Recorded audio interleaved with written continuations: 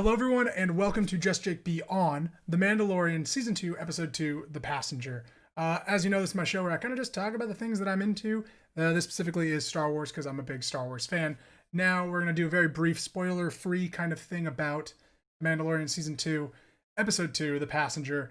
It was okay. I have a lot of thoughts about it that get spoiler-heavy and comparing it to other shows and what makes me worry about The Mandalorian as a show in general.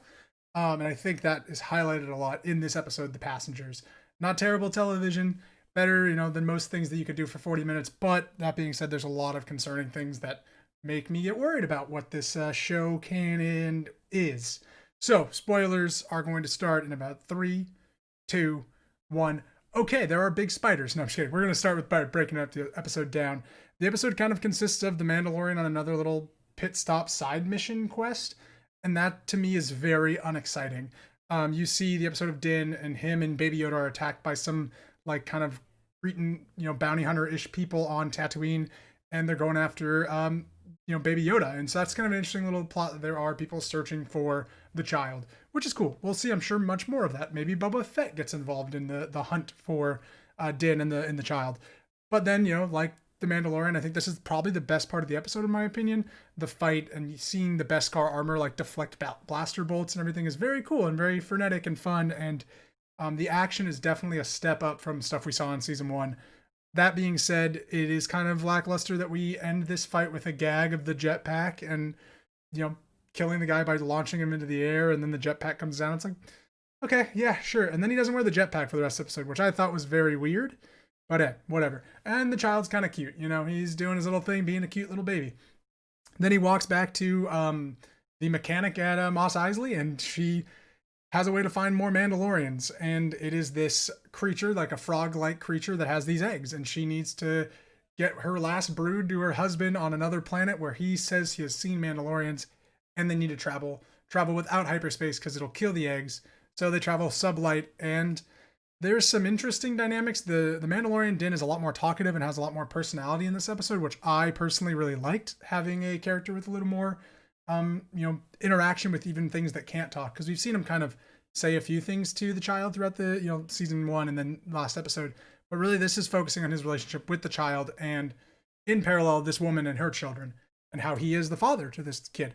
And we see that. We see kind of cute moments of him sleeping in that little chamber with Baby Yoda suspended above him. But Baby Yoda eating the eggs is funny in a way. Kind of sadistic, if you really think about it. She's eating this lady's children. They're just not fertilized yet. A little weird.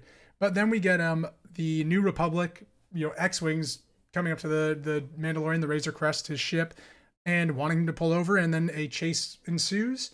And they land on this ice planet where they interact with big giant spiders. And it's an interesting action sequence, but to be honest, the spider sequence felt very much like something out of Harry Potter, like the Chamber of Secrets with Aragorn, or however you say the spider's name. And I was like, this is just kind of, we've seen this before. And it's interesting that it's Star Wars and that it's based off Ralph McQuarrie's concept art of some stuff, but that doesn't, for me, hit notes that as a fan I want to see. As a pretty big Star Wars fan, I my big concern, as it's been with The Mandalorian, is this show made for me or my parents who like Star Wars but don't, love it. And I get a little nervous about who this show is made for. And this episode, I think, highlighted that this is just Star Wars action. There's not a lot of story built here. We know where he's going, but he didn't get there. And so the beat of the episode is he's going to find Mandalorians. Well, he was doing that last episode, and now he's still doing it. And this is just a pit stop. And what I think with this show, I'll do my recap first, and then we'll dive into my thoughts.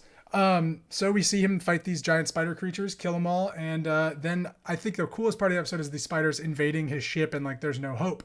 And then the Republic or Rebel Alliance come, and we see them kind of save the day, which I thought was very fun. Dave Filoni's there, and then a man from Kim's Convenience, who people are freaking out about. I've never seen the show, but I thought that was very fun. Kind of, oh, cool. The New Republic is pretty helpful, and they even helped Din by being like, hey, you are a good person to the Republic. You've had all these bounties, and you've helped us out. We'll send you on your way. And he does fly away at the end, and then he leaves the planet. So it's there's no consequences to this episode besides the Razor Crest being destroyed, which is a pretty big consequence. But I personally don't think it's huge because we've never seen this personal attachment to a ship. It's just a means to get from point A to point B. It's not the Millennium Falcon. It's not something that's like a character unto itself. It's just a vessel. And I think that's a shortcoming of season 1 to even establish that his ship was important. And I think that's the nature of it being week by week.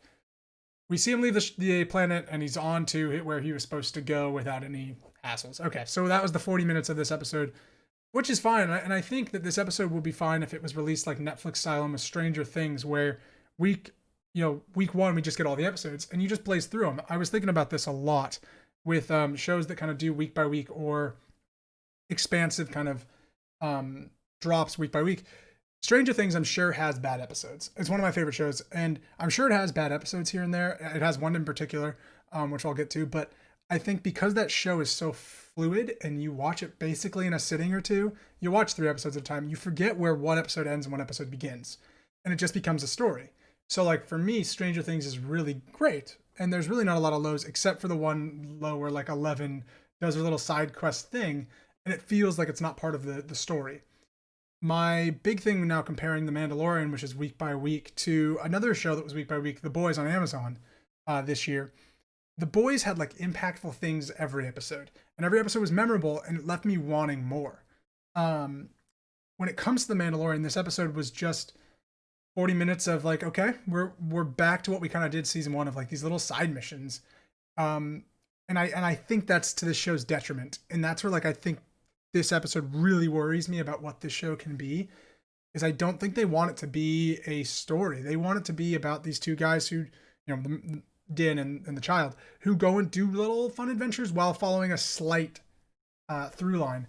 And I don't personally think that's the way to go about this. You're going to start isolating people left and right. And when an episode like this hits, where it's 40 minutes of like, yeah, it's fine. Yeah, it's Star Wars. Star Wars noises make things cool.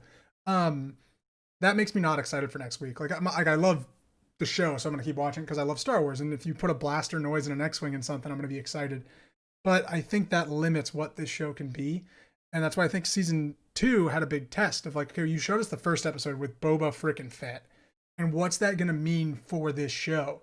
And they just showed us in this episode, it doesn't mean anything. It doesn't mean anything until we see what Boba Fett does. And now there's rumors of a Boba Fett series in the works for Disney Plus, which means we're probably not going to get a lot of Boba Fett here. And that is this just the branching paths?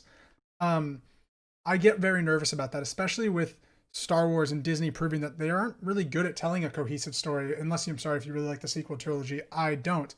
They show that they don't have a lot of planning, and I think with The Mandalorian, I'm getting nervous that like if we get Ahsoka in this show, are you gonna be only there for like an episode? Are you there for 15 minutes of an episode, and that's all we get of this monumental thing of first live action appearance of Ahsoka?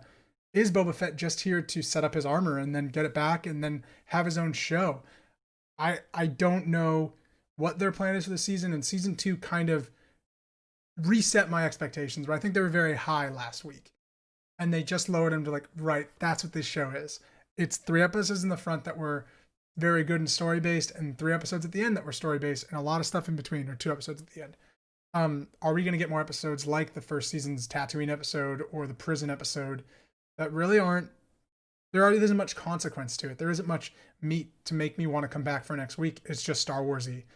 And I don't think that's a good way to go about it. I mean, when I watched Clone Wars, that's kind of how I felt while watching it through until I found like the cut up order, watched it, and then I went back and watched the whole thing. But like really watching those like segmented, oh, here's the story beats of the show.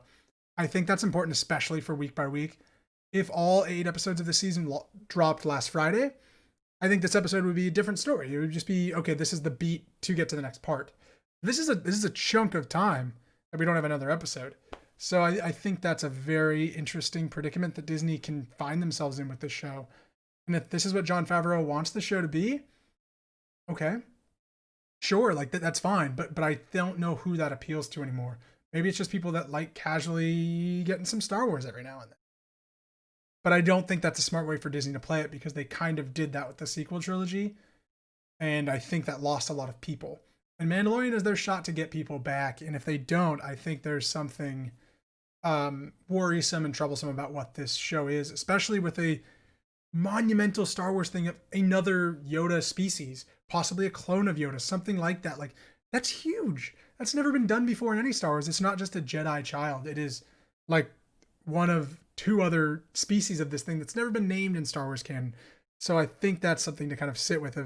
If this is the route the Mandalorian does every season, it might not be a show for me. I'll still watch it because it's Star Wars, but it's not like I'll never rank this show as my top shows of the year or whatever because I think it's very lackluster about half the time. But hey, let me know what you guys thought of The Mandalorian episode 2, The Passenger. What do you think's gonna happen in episode 3? I know there's a boat trip coming up, and Sasha Banks from the WWE is apparently in this show, and we know she's kind of gonna be a bigger role. So we'll see if she's Sabine from Rebels. We don't know, but let's see what they kind of do with these big story beats. I think if the next episode is just similar to this, and it's not advancing the story in any meaningful way, it just feels more of a side quest, that is going to be a big deterrent and a lot of ground the show needs to make up. This show needs to be a consistent story like The Boys or like Stranger Things, and I don't foresee it being that. And for a hardcore fan that like me, that makes me very sad. So let me know what you guys thought in the comments below. And like always, I'll be here every week. I'm talking, it's just not important. And it's about The Mandalorian Season 2, Episode 2, The Passenger. I will see you guys next week.